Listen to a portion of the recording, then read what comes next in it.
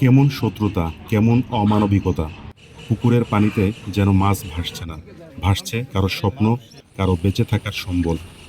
পূর্ব শত্রুতার জের ধরে 4টি পুকুরে বিষাক্ত কেমিক্যাল দিয়ে প্রায় 60 লক্ষ টাকার মাছ মেরে ফেলার অভিযোগ উঠেছে। নির্মম এই ঘটনাটি ঘটেছে ফরিদপুর সদর উপজেলার কৃষ্ণনগর ইউনিয়নের বসু নরসিংহদিয়া গ্রামে। ক্ষতিগ্রস্ত মৎস্য চাষী অনিমেষ সরকারের সাথে কথা বলে জানা গেছে, ধার দেনা করে প্রথমবারের মতো রুই, কাতল, ট্যাংরা সহ বিভিন্ন দেশীয় জাতের মাছ চাষ করেছিলেন তিনি। 2 বছর ধরে মাছগুলো লালন পালন করছিলেন, আর এতে তার প্রায় 40 লক্ষ টাকা খরচ হয়েছে। ক্ষতিগ্রস্ত মৎস্য চাষী আরও জানান, ঈদুল আজহার কয়েকদিন পরপরই এ সকল মাছ বাজারে বিক্রি করার জন্য প্রস্তুত করা হচ্ছিল। কিন্তু গত 28 মে বৃহস্পতিবার গভীর রাতে পূর্ব শত্রুতার জের ধরে 10টি পুকুরের মধ্যে 4টি পুকুরে বিষাক্ত কিছু ছড়িয়ে দেয় দুর্বৃত্তরা। 29 মে শুক্রবার সকালে পুকুরগুলোতে গিয়ে দেখতে পান পানিতে থাকা সকল মাছ মরে ভেসে উঠেছে। এতে প্রায় 60 লক্ষ টাকার ক্ষতি হয়েছে বলে দাবি করেছেন তিনি।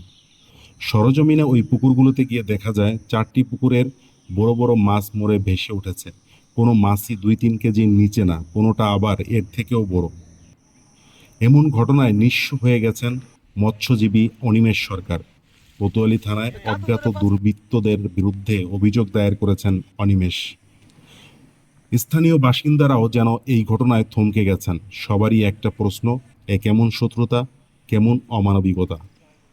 স্থানীয়রা জানিয়েছেন, অনিমেষ সরকার দীর্ঘ প্রায় 10 বছর ধরে ফরিদপুর সদর উপজেলা ও মধুখালীর বিভিন্ন জায়গায় বছর চুক্তিতে পুকুর লিজ নিয়ে দেশীয় সকল মাছ চাষ করে আসছিলেন।